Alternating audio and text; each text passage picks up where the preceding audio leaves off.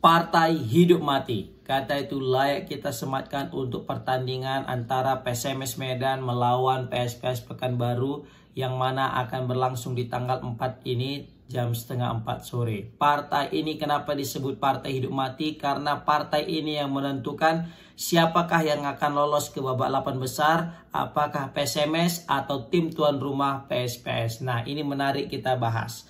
Kalau dari segi peluang untuk lebih peluang yang lebih besar untuk lolos adalah mungkin PSPS. Kenapa aku bisa bilang PSPS? Karena PSPS dia bermain di kandang, ya kan? Otomatis dengan dukungan puluhan ribu supporter, pasti pemain PSPS akan semangat untuk meraih poin. Ditambah lagi tren positif yang dimiliki PSPS berbanding terbalik dengan PSMS yang di 2 pertandingan terakhir mengalami tren negatif, tidak pernah memiliki kemenangan satupun padahal main di kandang sendiri di Stadion Baharudin Siregar. 2 kali pertandingan, 1 kali kalah dan 1 kali seri. Dan yang menyakitkan di sini adalah PSMS Medan tanpa Sebastian Antik. Jadi kelihatan banget ketika menghadapi Persiraja Banda Aceh ya. PSMS tanpa Sebastian Antik dan itu asli diobok-obok pertahanan PSMS. Kemarin lagi lawan Dejan FC.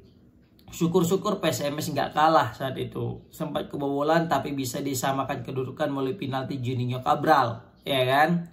Itu juga diobok-obok pertahanan PSMS karena tidak hadirnya Sebastian Antik.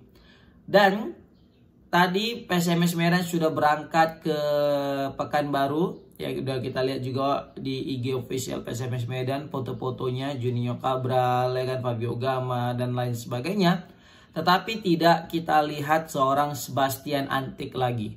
Nah, ini sebagai sinyal negatif ya, atau mungkin sinyal positif untuk PSPS yang mana akan menjamu tim tamu PSMS Medan.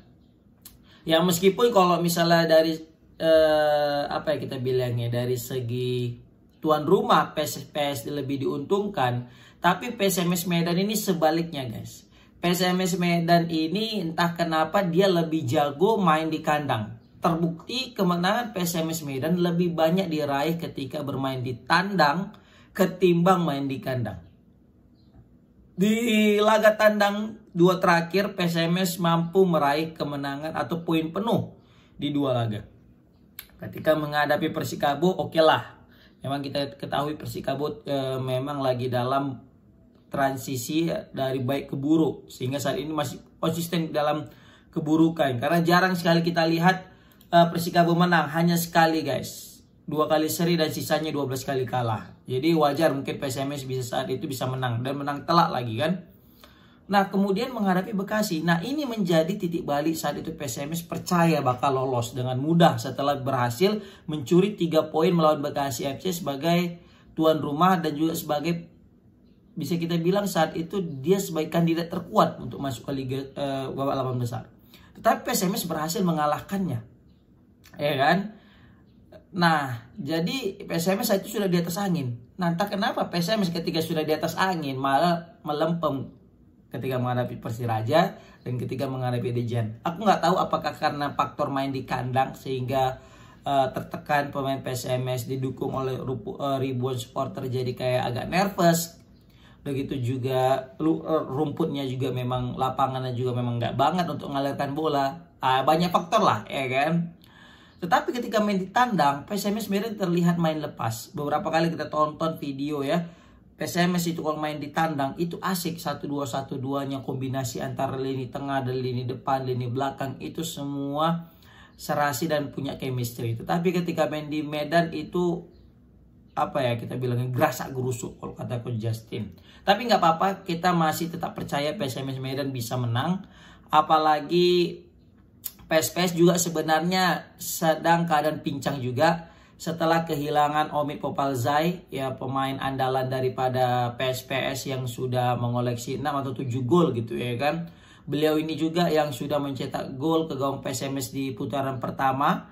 Di putaran pertama PSMS ditahan imbang ya 1-1 di Stadion Baharudin Siregar. Nah, ditambah lagi juga mereka kehilangan bek andalan mereka yaitu Douglas Cruz yang kalau nggak salah mendapatkan akumulasi kartu kuning. Nah, jadi ini bakal menjadi sinyal positif untuk PSMS, yang mana kedua tim ini tanpa back andalannya, tanpa Sebastian Anting untuk PSMS, tanpa Douglas Cruz untuk PSPS.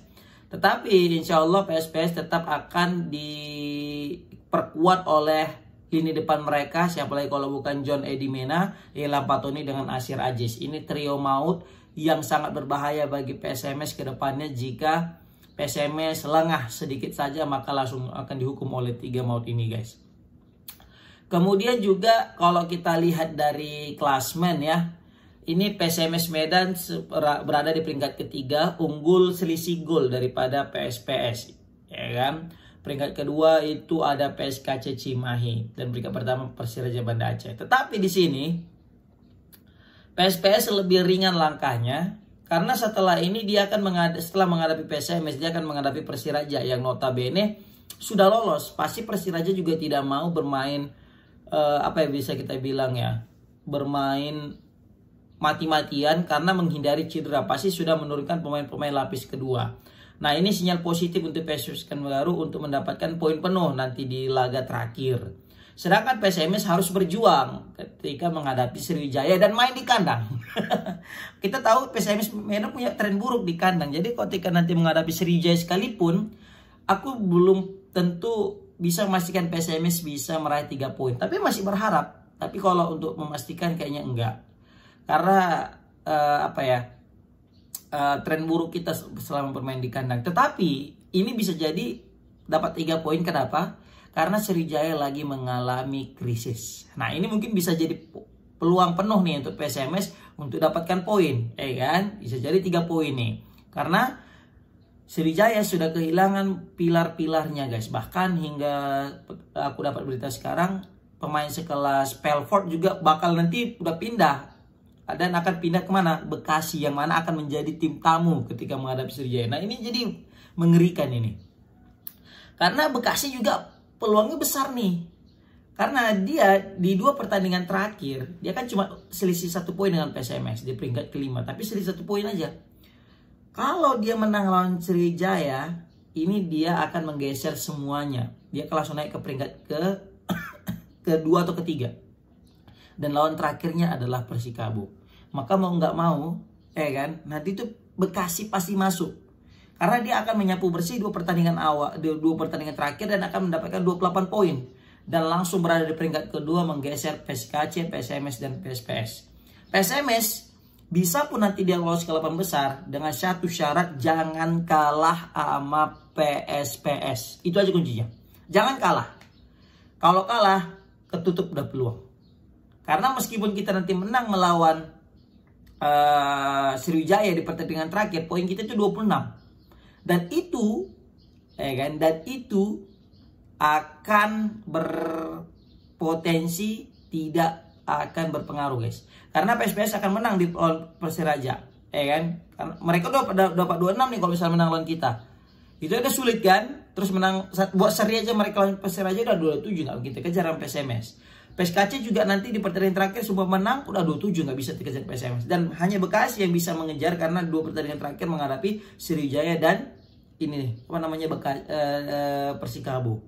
Nah, ini makanya PSMS Medan di ujung tanduk. Sebenarnya momentum terbaik PSMS Medan untuk mengunci 8 besar adalah ketika berhasil mengalahkan Dejan dengan Persiraja. Kalau menang kemarin lawan Dejan dan Persiraja di 2 pertandingan kandang, maka poin PSMS akan menjadi 28. Dan itu sudah aman dan tidak akan terkejar lagi oleh pesaing-pesaing terdekatnya. Tetapi apa nak dikata, PSMS Medan hobi banget ini untuk main di injury time di waktu-waktu terakhir ya, untuk penentuan siapa kayak lolos. Karena gini, kita minimal lolos aja di 8 besar. Karena kalau udah 8 besar kita nggak akan ngikuti playoff untuk zona degradasi.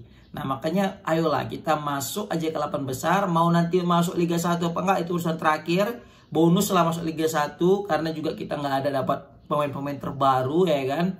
Nggak masalah, kita juga support aja manajemen karena aku yakin manajemen udah mau mutar otak banget biar tim ini bisa tetap berjalan dan gaji tetap berjalan. Gaji tetap berjalan dan semua bisa aman aja, udah syukurlah kita nengoknya PSMS tahun ini, guys. Serius aku bilang. Lihat tuh Sriwijaya, wah hampir ya kan. ini Sriwijaya kalau nggak berbenah bisa-bisa mereka terjun ke Liga 3, atau mungkin mereka nanti bakal dapat sanksi FIFA ya kan, karena masalah gaji. Wah, ini masalah besar sebenarnya nih. Nah, makanya PSMS tetap berjuang. Semoga aja kita dapat lolos 8 besar aja dulu, dan nanti bisa berbenah di 8 besar. Semoga aja nih dapat tiket Liga 1. Ya, apapun masih bisa terjadi, ya kan? Ayo PSMS, aku tetap dukung PSMS Medan. Semoga dapat poin di PSPS, apalagi bisa menang. Wah, itu luar biasa. Oke, komentar gimana pertandingan antara PSMS dan PSPS, pertandingan di rumah ini. Assalamualaikum warahmatullahi wabarakatuh.